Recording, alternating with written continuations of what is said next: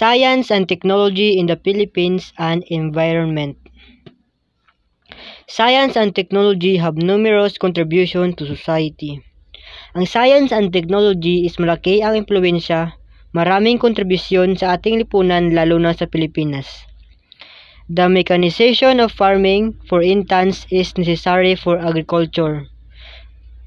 Ang paggamit ng mga makinarya sa pagsasaka ay napakahalaga sa ating agrikultura dahil imbis na mano-mano, ginagamitan na ito ng mga makina upang mapabilis at mapadali ang mga gawain. For example is paggamit ng mga traktor, makinang pang-ani at iba pang mga kagamitang pang-agrikultura, being the number one source of food production. Tools such as water pumps and sprinklers help in managing the damaging effect of extreme heat caused by climate change on crops. Ang paggamit tulad ng mga water pumps at sprinklers is nakakatulong rin sa pagkontrol sa mga masamang epekto ng matinding init na dulot ng pagbabago ng klima sa mga pananim, lalo na sa Pilipinas na nagkakaroon ng El Nino. Science and technology have also made it possible to produce genetically modified crops which grow faster and are more resistant to pests. Nagawa ring lumikha ng mga genetically modified crops and science and technology na mas mabilis tumubo at mas lumalaban sa mga peste. Ano ba ang ibig sabihin ng genetically modified crops? Ang genetically modified crops ay mga pananim na binago ang kanilang mga gene gamit ang mga teknolohiya sa genetika.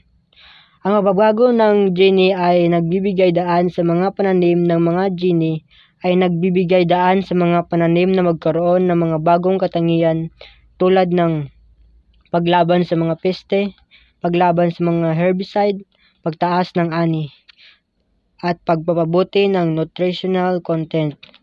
For example is BT corn, isang uri ng mais na binago ang genetics upang maglaman ng isang gene mula sa bakterya na Bacillus thuringiensis. Ang gene na ito ay nagbubunga ng isang protina na nakakalason sa ilang mga peste tulad ng mga corn borer.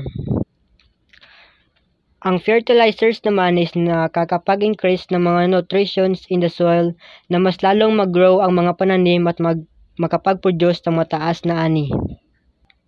However, many researches show that genetically modified crops and fertilizers made from strong chemicals are not environmental friendly. Maraming pag-aaral ang nagpapakita ng genetically modified crops at ang mga fertilizers made from strong chemicals is hindi maganda sa environment. Ibig sabihin, hindi siya environmental friendly. Isa na rito ang pagkawala ng biodiversity. Science and technology has improved transportation by land, air, and sea communication has also improved through technological advancement. Pinagbuti rin ng science and technology ang transportasyon sa lupa, panghimpapawid at karagatan. Umusbong din ang komunikasyon dahil sa pagsulong sa teknolohiya. With the internet and the rise of social media, information is transmitted easily and rapidly. For example is, kung may gusto kang ipakalat na information, pwede mo siyang i-post on Facebook. Through technological development, ways of learning also change. For example is online learning. Sa pamamagitan ng internet, mas madali na ngayong mag-aral kahit saan ka pang parte ng mundo. Learning management system used in education are now accessible through computers, mobile phones, tablet, and other gadgets. Online learning has also become popular in various disciplines like mathematics, physics, biology, geography, economics, and others. While science and technologies offer many benefits, they also have negative consequences. One is resource depletion. Ano ba ang resource depletion? Resource depletion means pagkaubos ng mga likas na yaman. Tumutukoy sa pagbaba o pagkawala ng mga likas na yaman tulad ng mga mineral, fossil fuels, kagubatan at tubig dahil sa labis na paggamit. Ang resource depletion is maaari itong magresulta sa kakulangan ng mga mahalagang materyales, pagkasira ng kapaligiran at negatibong epekto sa ekonomiya at lipunan. The increasing number of new and advanced technologies in the production and manufacture of different goods and services results in the depletion of the Earth's natural resources. As technology progresses, we develop new and more efficient ways to produce goods and services. This often involves using more complex and resource-intensive processes. The increased demand of raw materials, energy, and other resources to fuel these technologies lead to a faster depletion of the Earth's natural resources. Example: consider the production of a smartphone.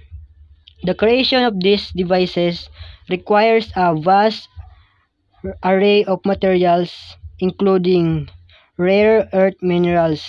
These are essential for making the powerful magnets in a smartphone, but they are finite resources found in limited location. Metals, aluminum, copper, and other metals are used in the phone's casing, circuitry, and components. Mining this metal can have significant environmental impact. Fossil fuel. The manufacturing process itself requires a large amount of energy, often derived from fossil fuels, contributing to greenhouse gas emission and climate change.